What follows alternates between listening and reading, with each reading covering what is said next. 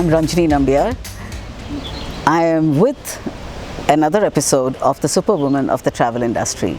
Today we have with us Ms Sujatha R of Shreya Travels, and she has a 23 years of great experience in this industry.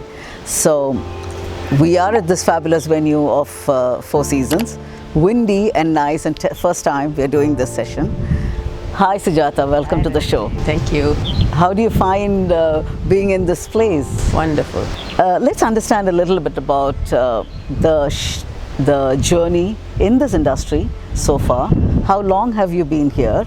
Yeah, 23 years back, accidentally I was thrown into this business, Okay. I had no business background, nothing. I was a housewife taking care of my children. Sure. Suddenly my husband decided to start an agency and just handed it over to me, and I ran it for 23 years. So your husband already had an organization? Or? No, someone suggested to him that, A travel agency, why don't you start a travel it looks agency? very glamorous, why don't you start it? Okay. So then he started, and then he lost interest somewhere, so then he handed it over to me. And did you always, at that particular point of time, did you get into the ticketing aspect of it, or? Those days it was only ticketing. Okay. And then, a little bit of hotels also. Okay. Not so much of. And what do you do right currently?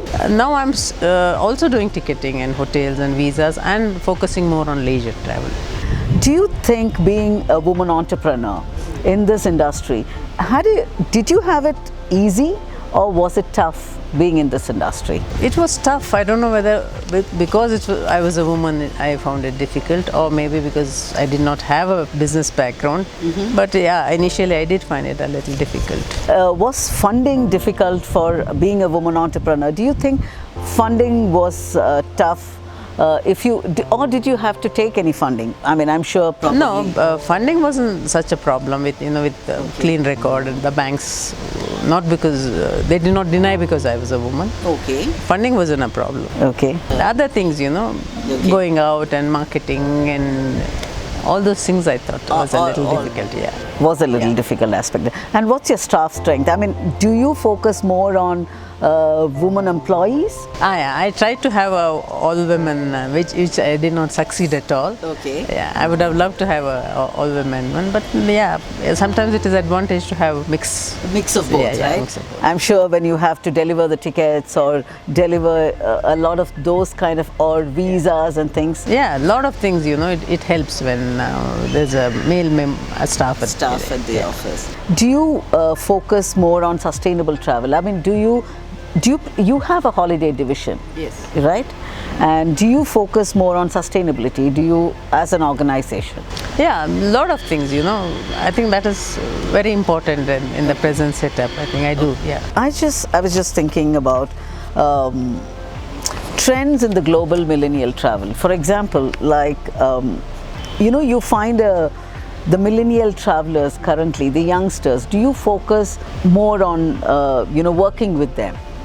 Probably, millennials, I think they have their own interests and their own way of, they are more into e-commerce, and then they don't need travel agents, I think, at least at this point. Okay. Maybe, when their responsibilities increase, and then, they don't have time to spend so much on online researching and all that, they'll come back to us. But at the moment, I think millennials prefer to do things on their own. Do you forecast a travel trend? Like people, how they have traveled in the past versus, do you think that this year these are the destinations which we could focus on? I have not, particularly followed that, but I see a trend, sometimes, 1 year I'm doing only Europe, and 1 year, most of it is Europe, and sometimes it's Far East, and sometimes it's focused on Dubai or something when it comes to my clientele. Okay.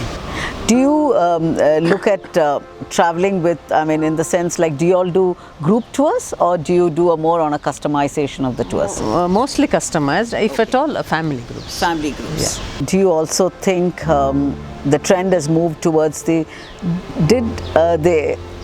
platforms, the online, the Make My Trips, or other online agencies, have they created any dent in your business? A huge dent they created, yeah. A huge dent. And also with the commissions being taken off, I think that would have also affected. Yeah, it was very difficult. You know, when I got into the trade, the commission, agents had already started parting with the commission to the clients, and so for me, getting into the business was a little tough that way. Could not even retain much because there was so much competition. Sure.